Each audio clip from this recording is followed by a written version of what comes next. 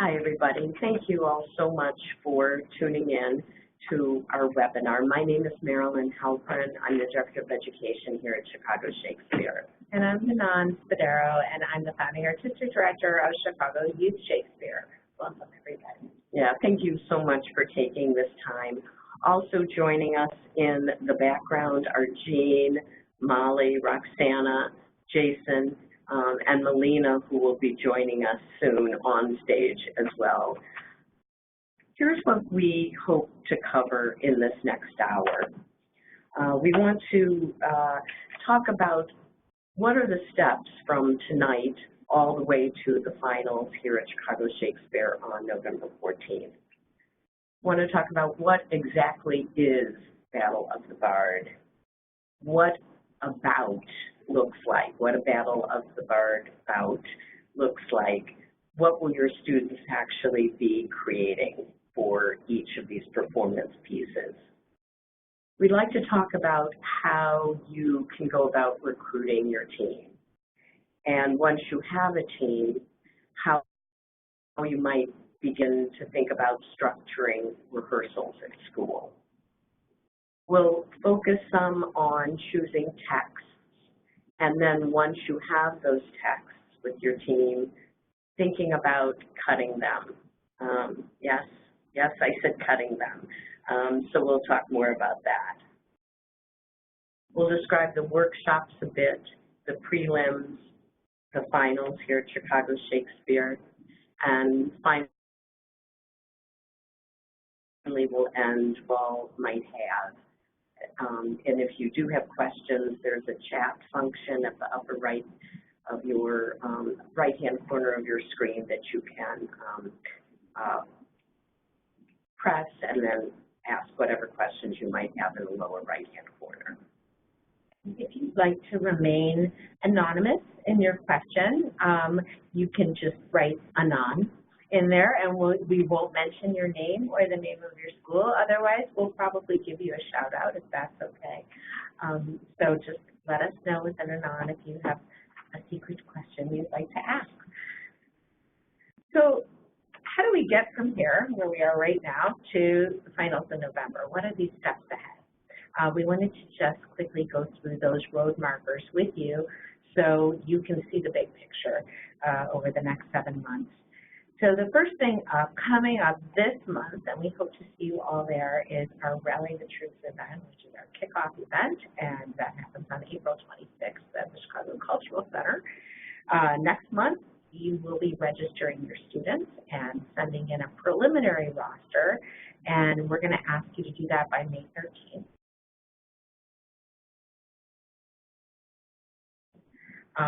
Available to you online.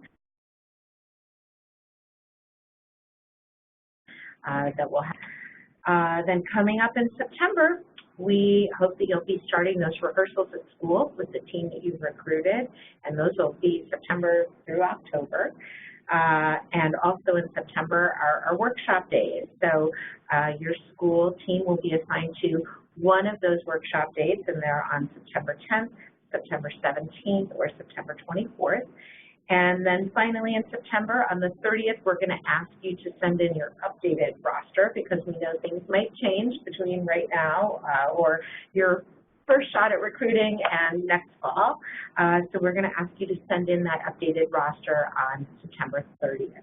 Then in October and November, we have our preliminary bouts on October 22nd, the 29th, or November 5th. And again, you'll be assigned to one of those. And then the final bout here at the Shakespeare Theater on November 14th, which is an absolute must-attend event. We want to make sure that every team is here with us, whether your team is performing on the stage or cheering the other teams on in the audience. This is a huge part of what Battle of the Bard is all about, and we really want you to mark your calendars and get your students excited about that. Because it's pretty, the permission forms and the publicity release forms are all available for you right now, and you can download those if you go to www.chicagoshakes.com/Battle of the Bard, And the URL will be at the end of the webinar, so if you didn't get that down, don't worry, you'll see it. So now we just want to touch on what is Battle of the Bard all about? What is that? What is the culture we're trying to create in this community that we're building through this wonderful program? We wanted, I think culture and environment was as close to our hearts as Shakespeare was, in that the kind of ethos, the kind of feeling we wanted to create has been paramount in our thinking about Battle of the Bard.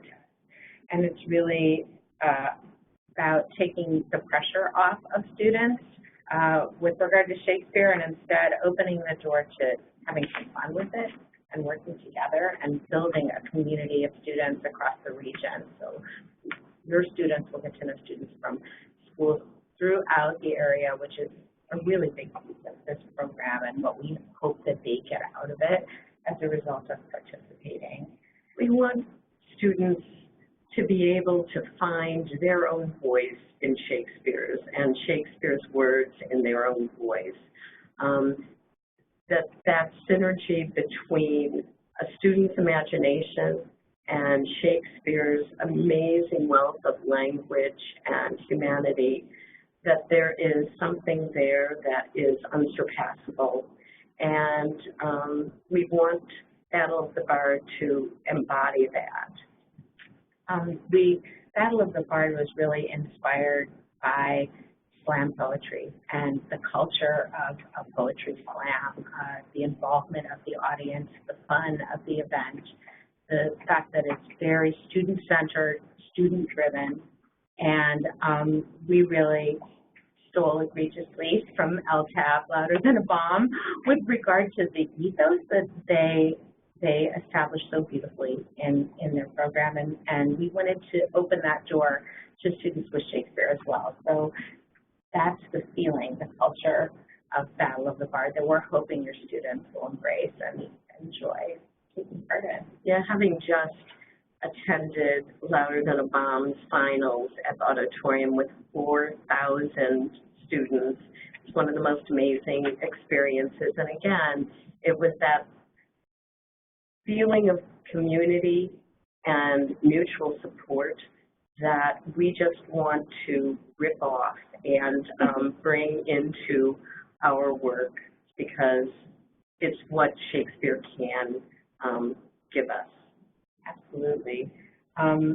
So let's start talking about what does about look like, and what will your students be creating together as you start preparing for Battle of the Bard?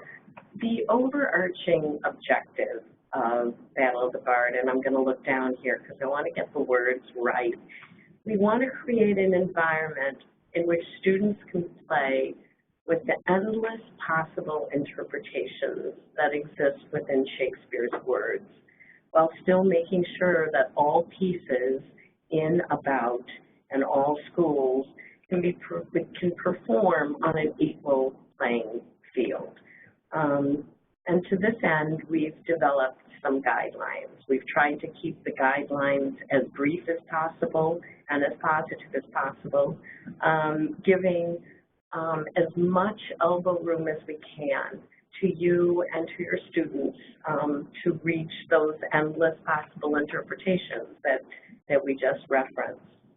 Every team is composed of a minimum of 4 students, a maximum of 8 students. All spoken text is from Shakespeare. There is a 5-minute time limit to each piece for each of the bouts, or each of the rounds, and Manon will talk about that in a few minutes.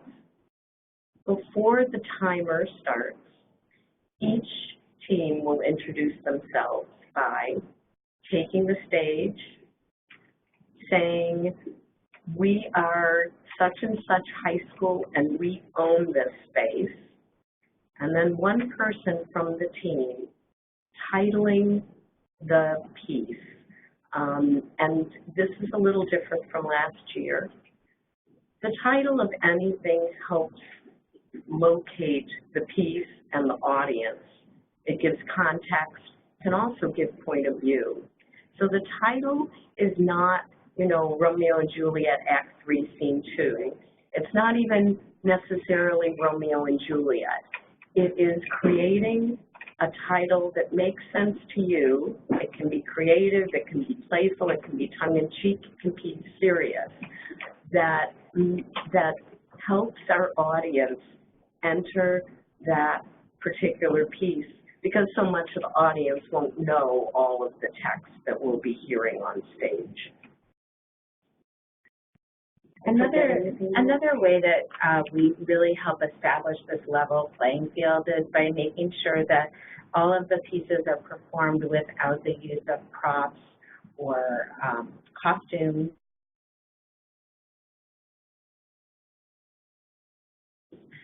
Because of the stories, and so what's a little bit different this year about that is we've encouraged teams to incorporate music into their Battle of the Bard pieces, but we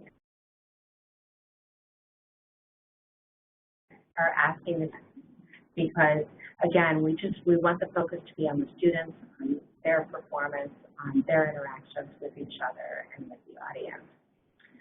When we post a video, which we hope to do in the next couple of days, we're so sorry, we thought we were going to bring it to you tonight, but technical difficulties got the best of us. That video will show students using their bodies as instruments, and you'll see just how creative they were. There was one other thing I wanted to add, going back a bit to titles, because Melina, who you're going to meet in a few minutes, was one of our teachers from last year. She gave this great title to their piece, which was, and now I'm quoting her, Brutus and Cassius Bromance. Who knew? So that was their private title. But the teams are encouraged to cut text of our philosophy and our approach. Students can portray any role, regardless of gender, ethnicity, or age. Ideally, we ask that the pieces are fully memorized. Why do we do that? The way I'm holding on to this one for desperate life right now. It distances the performer from the character and the performer from the piece. It doesn't allow them to be quite so immersed in the character and the work that they can creatively engage in. And so if a student needs a script, that's just fine. There won't be points deducted, nothing like that. But we do believe that once students have memorized a piece is when the work actually begins of discovering character. Absolutely. They'll be that much more confident if they know the words and they don't have to think about words, because then they can think about just being in that moment, in that scene, and reacting to the other students on stage and to the audience. And while it seems daunting at first, it really is liberating for students if you can get the memorization out of the way. But things happen. So feel free to hit your students' script if they need one or have a great one with them.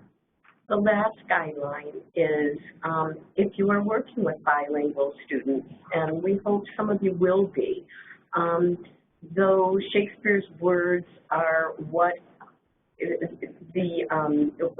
we limit the pieces to, that's not to say that if you have bilingual students that they can't use their first language in translating Shakespeare's words into theirs. So definitely consider that an option. Great. So let's talk about these slam rounds. There are 2 slam rounds in every bout, the scene round and the ensemble round. And the first thing I'm just going to say again, because I can't say it often enough, please be aware of the 5-minute time limit. That's really important because we want to make sure we can see everybody's piece. And so that's something to keep in mind from rehearsal 1, is how much time you have. It doesn't have to be 5 minutes long, but please no longer than 5 minutes for each piece. So the scene round is is a Shakespeare scene, and you can have between 2 or even all 8 of your team members participate in that scene. It could be a scene from any Shakespeare play. It could be a cut version of a single scene, and we'll talk about cutting later. I know that's a scary word. And then we encourage, actually, we want the entire team to take the stage in the ensemble round. It's really important that every team member participate in performing in the ensemble round, which is really an opportunity for students to take ownership of this work and these words. The ensemble round is a devised theater piece, and it explores Shakespeare's words, themes, characters in a creative way. And teams can use the text from any of the plays or sonnets in any order that they choose to create a collective ensemble piece that hopefully speaks to how they connect with the text and the story they want to tell, and in the way that they want to tell it. And it's, you know, the goals are really to help students work collaboratively, obviously, but also to think outside the box, to give themselves permission to play with the text, to play with Shakespeare, and to explore themes that are really important to them, or maybe a reflection of their world in some way. We will definitely take a deeper dive into both of these rounds at our fall workshops, and before that at Rally the Troops. We'll show you some examples from last year of the ensemble rounds.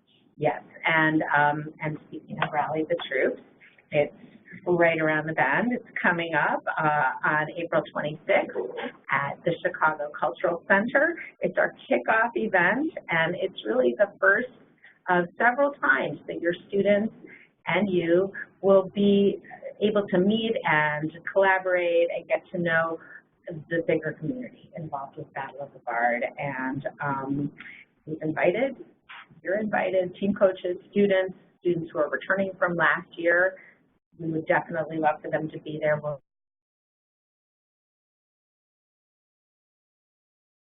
be honoring and also students that haven't made up their mind yet. So this is a great recruitment tool, because it's going to be a really fun event. So if you can encourage those students who might be on the fence to join you at Rally the Troops, I think it'll be hard for them to say no, I think, after being there. So pizza as well. Oh, yes, definitely. Food, pizza, I think it's going to be a good time. Patrick, who comes to our finals as well, but Patrick will be there as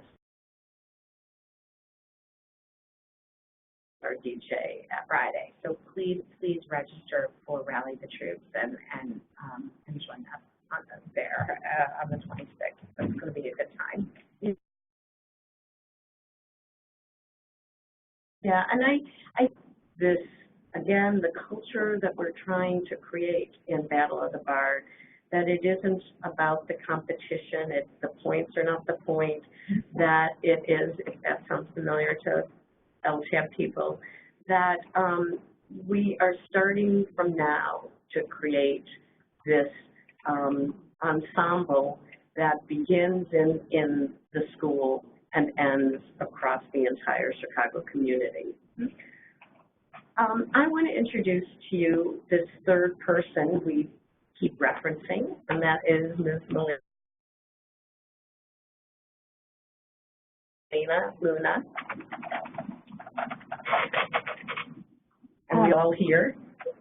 Can we see everybody? Melina is an English teacher at George Westinghouse College Prep, which is a Chicago public school on Chicago's west side. It's actually one of our host schools for our workshops coming up in the fall.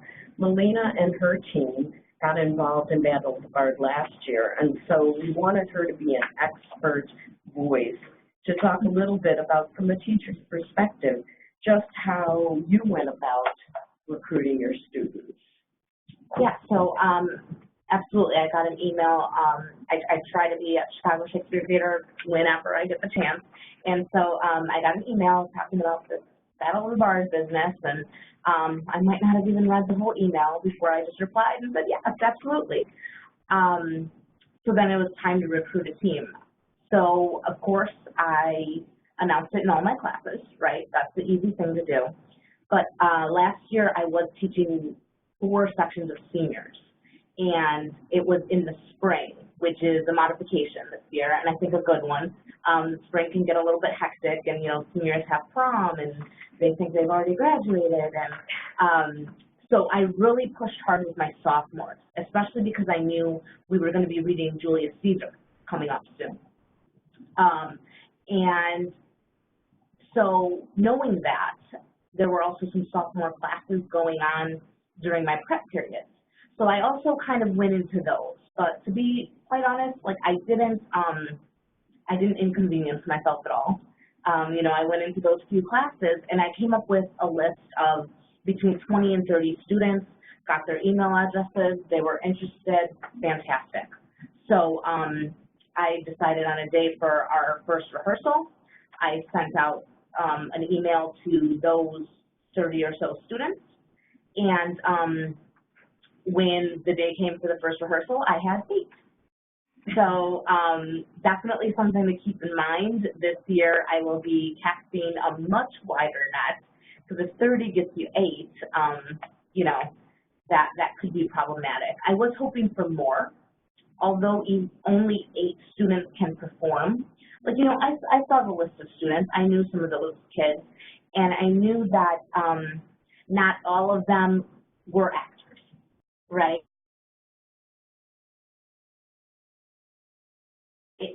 They're planning on using those students as perhaps peer coaches, choreographers, audience members, right?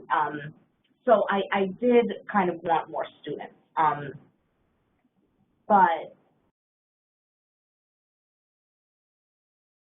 and then we played games. I had a tone game using some lines from Shakespeare, which I'm happy to share. If, you know, I can give you guys the resources for that. We could put a link up to it. But we played games the first time and looked at the Battle of the Bard handout, similar to what Manon just explained, and just like, what is this? What is a Shakespeare slam? Different teachers approached recruitment in different ways. Some teachers focused on a specific class. Others reached out to colleagues in their department and asked for references. I think that our hope is that building of ensemble and community begins in the school. And so if the team is bringing together kids who've never been together before, that's a terrific breaking down of boundaries and barriers right from the beginning. We also really urge teachers to think a bit outside the box as you recruit, and to think about students who might be falling between the cracks and yet could be one who may not be participating across the board in speech and in drama, but is looking for a way of getting involved. And so that's why we urge you to kind of think about the student who you might not think of when you first go through your roster. Absolutely. So in the fall, you're going to be choosing text, right? Oh, when to perform and structuring those rehearsals. So we wanted to talk a little bit about that process. I encourage you to really involve your students in choosing text rather than handing them a scene or sort of deciding for them. Let your students do the work for you. It will connect them more to the process, and they'll be more excited about it. I always tell our students, start with what you know, and go from there, and talk to them about what they love. So maybe they've seen a play here at Chicago Shakes, that they were a movie version that they loved, that they're dying to sink their teeth into.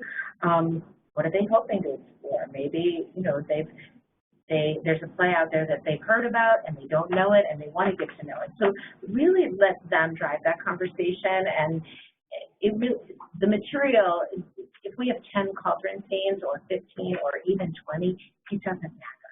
The big idea is getting your students excited about it and getting them wanting to participate and be involved and be invested in the process. And in truth, we had several cauldron scenes last year. They were all so unique and so different.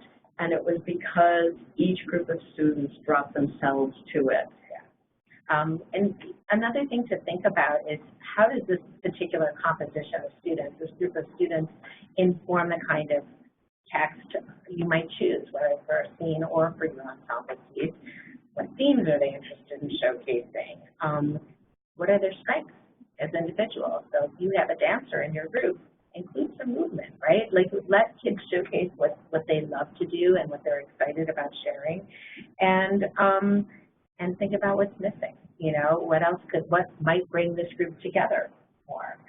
There are a million ways to approach it. Don't let this be a worry. Let it be a joyful activity, and I would definitely recommend letting students take charge. All right, so we've been throwing around the cut word. I realize that this is highly inflammatory potentially, but please know that every theater from the time of Shakespeare has cut these texts, that we know from scholars that they were cut right from the first performances. So there's been this kind of split, weird schizophrenia between what has happened in the library or in study and what's happened on stage. There's so many great and valid reasons for cutting. Cutting makes a text more clear. It makes more clear to the performer often, and it makes more clear to the audience listening. Cutting often makes a piece so much more full of energy and so much more sort of direct and forward moving, all of the things that you want in a performance. So in truth, our founder, Barbara Gaines, is doing the 6 history cycles now, and I think she has Henry V down to about an hour and a half. So it is done, and people have gone before us to do it. So definitely, and we will, when we send out our team resource guide in early August, we'll have some really specific pointers on how to cut. But it is a really good way of putting a team zone imprint on the work. That team resource guide will also have suggestions for how to structure rehearsals. We'll have warm-ups and ensemble building activities. It will talk more about choosing your text and as well as guidelines for cutting. So I think at this point, again, Melina, I want to turn to, and I know you had started to talk a little bit before, but can you talk some about how your students chose text? Yeah, absolutely. So again, that first rehearsal was, it was just games, and we had some fun, you know, ensemble building is really what it was. But their homework to just like come with some ideas the next rehearsal. Like, what do you guys want to do? Manan is 1,000% correct. Let your students do the work. Like, I basically had access to the copy machine, and that's why they needed me, right? That's the role I played. So, of course, Romeo and Juliet, right? They all read it their freshman year. That was definitely like one of the first things that came up. To the actual rounds, but he made it to that second rehearsal, and the seniors were reading Macbeth at the time. So he brought that up. And so at this time, I even by the second rehearsal, I didn't have all 8 of my, but I really had equity of voice on my team. And literally, like, you know, there was a little bit of the, like, oh, sure, that sounds good, you know. Everybody thought Romeo and Juliet sounded good. because they had read it before. But then, you know, the students talk about stuff, and there are these witches, so like, right, ooh, witches, like, you know? And so because I was teaching the class at the time, we watched that opening scene, but we watched 3 different versions of it. So of course they wanted to do the witches. So we were one of the 10 children scenes last year. But you know, we had one student, Jamar, who he needed to do a fight scene. This was not going down without a fight scene. And because Jamar had read Romeo and Juliet, the Mercutio Tybalt fight scene kept coming up. But I think we ended up compromising on the biting the thumb scene. And so what ours ended up being was the Weird Sisters from Macbeth caused the biting the thumb scene. So it wasn't actually star-crossed. Well, I guess it was.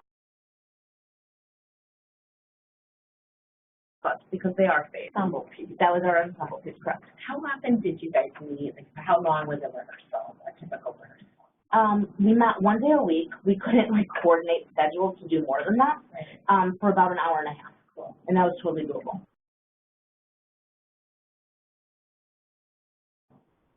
The ways. Things that now going in as an expert in year 2, you may do differently.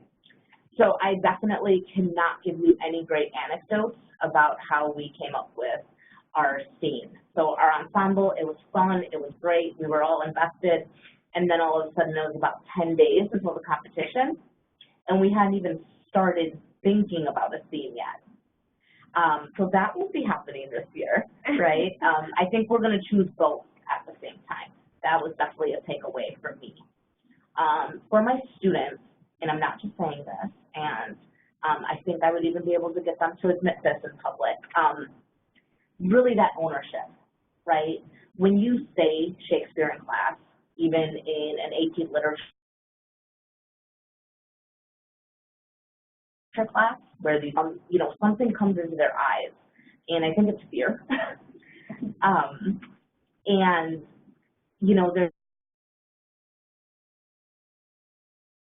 just, and they can, and you can too. But they didn't know that. They didn't know they could mash things up. You know what? Because they've never been able to do that before. So they really loved that. And also the students really loved those Saturday workshops, the sessions within the workshop. They loved that. Awesome. So that brings us to our Saturday workshop. So the workshop days are really, this is another integral part of this community building process. It's going to bring your students together with students from a bunch of other schools for the morning, and it's a wonderful opportunity for your students to just get to know a bunch of different kids, for you to communicate with different teachers. The workshops will give you skills that you can use in class. They'll give you critical techniques, support for text work. You'll be learning alongside your students, which is awesome. And they're really all about collaboration and building student connections. So the workshop days will have breakout sessions, and those sessions are going to focus on things like voice and movement and character development and working with Shakespeare's words and really developing that ensemble piece and sort of your ways in for that. We really like to encourage that all your team members come to the workshop day, including kids who were in this program last year, because they can be honing their skills. Also, the workshop days will be different, and you know, they'll be learning new things, and it's really an important thing for the whole team to be there, to work together and participate and have that experience, because it's a wonderful experience and we don't want them to miss it. So at the end of April, we're going to be in touch, and we will let every one of you know which workshop day and which preliminary bout you're slated for, so that you can put those dates in your calendar and have your students make sure they mark those dates in their calendars, and you'll know what lies ahead.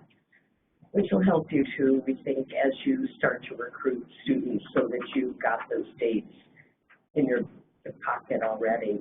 One thing as we near the end of our prepared remarks, I want to remind people that if you have questions, there is the chat function that you can use at any time. Now would be great. Up in the upper right-hand corner of your screen, if you press chat, and then as you go, you'll see the box in the lower right-hand.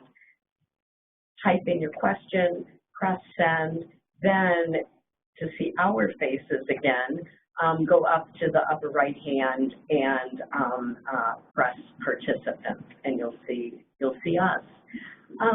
The last thing that we wanted to get to was to talk about the preliminary bouts and the finals. The dates and times and locations you'll be marking them, you'll be indicating your preferences on your registration forms. We ask people to make the commitment to be there from 8 to 1 for all of those. This is as much about community, we've heard that word so often tonight, and supporting one another. It isn't about kind of scooting in and scooting out when one's own performance is on stage. And so we'll have snacks, you can bring in food, but please be with us that whole time. At the bouts and at the finals, we will have 5 judges who will be cumulatively scoring the 2 rounds. There will be 16 to 17 schools participating in each of the prelims, and then from each of those, 3 schools will be chosen to go to the finals here on our stage here at Chicago Shakespeare. So a total of 9 teams will advance to the finals. That said, do not forget what Manon said. We want all of you here to be part of the finals. Last year was a really thrilling night, and this year I think will even be better. Can I jump in for just 1 second? Just about planning to stay for the whole time, for the whole bout. Your roles as audience members are as important as your roles on the stage. So we want students, they're going to have fun being in the audience, and it's really an integral part of what a bout looks like. So we want you there. It's not just we're showing up, we're performing in a dark theater, and we're leaving. It's that your students have that experience, because it's incredibly valuable and it will get them excited about what's coming up next. So, thank you. So it's time for questions. We have a question and a couple of things. We will be hosting the recordings along with the video that we didn't get. It was taken at our finals last year, and it will certainly capture the spirit of Battle of the Bard B as we're trying to move towards calling it. So this question comes to us from the British School from Laura. I hope I'm pronouncing your name correctly. My name is Manon, so I understand if I'm getting it wrong. I apologize, but the question is, when will the teams know which date and location their preliminary will be held? And we are going to be getting back to schools on that this month. So you will know those dates for sure before the end of April. So you should have plenty of time to mark those in your calendars. Any other questions? It couldn't have been that complete. I guess the other thing I would wish to say is that we are around. Manon's contact information is on one of our PowerPoints, and ours is Molly here at Chicago Shakespeare. So please don't hesitate to be in touch. one of the things we found last year, particularly as teachers were doing this for the first time, is that if they would get stuck in recruiting, or if they would get stuck in figuring out about tech selection, it was really helpful to have conversations. It wasn't that we necessarily had the answers, but in dialogue with them, I think we came to some good places and got over some humps or some obstacles. So please be in touch with us for that. Absolutely. I encourage you to reach out, and you know, you can find a lot of information on the website and on both sites, but everything will be on the Battle of the Bard page here on Chicago Shakey's website. And if you're not finding the answer you need, reach out to one of us, and we will get back to you and, you know, hopefully help you work it out. And it's some teachers had questions last year that, or things that they were stressing out about that they were reluctant to ask about, and then when they actually asked them, I encourage you to reach out to any of us at any time if you're feeling, you know, you're having trouble recruiting students, or if you are, you know, having trouble with timing at rehearsal, which is something that some teachers asked about last year. Oh, we have another question. Oh, exciting. So, from Mom. Hello, Rob Schwager from Sen High School. Sen, who I saw at the finals at Louder Than a Bomb, you guys rocked. Will you have any recruiting flyers available for our students to post on our own social media and around the school? Brilliant question, yes. Rob. Yes, let's say yes. We will. We will do that. Molly, what's a reasonable turnaround time? A week? Next week. Stage tells us about a week would be good, so hopefully that'll work. Thank you for that suggestion, Robin. Congratulations on that amazing work you guys did. Yeah. Was there another question? No, it was offline. All right. Cool. We're so grateful to absolutely everyone who has said yes to this. Last year we had 30 schools. The year before, Manon had 9 schools. This year, willing in our new theater next door that will hold more people than our at least 75 schools. So thank you for being part of Battle of the Bard as we figure out what this is and as it evolves, and for teaching us what this can be. Ditto. Well said, Marilyn. Thanks, Melina, for working with students, because I know it's one thing to hear about it, and it's another thing to actually do it. And so thank you for taking time to be with us. And if you think of that question later, shoot us an email, and we'll get right back to you. All right. Thank you, everybody. We clocked in at 45 minutes, so go listen to the debate and take good care. Thanks. Bye. Good night.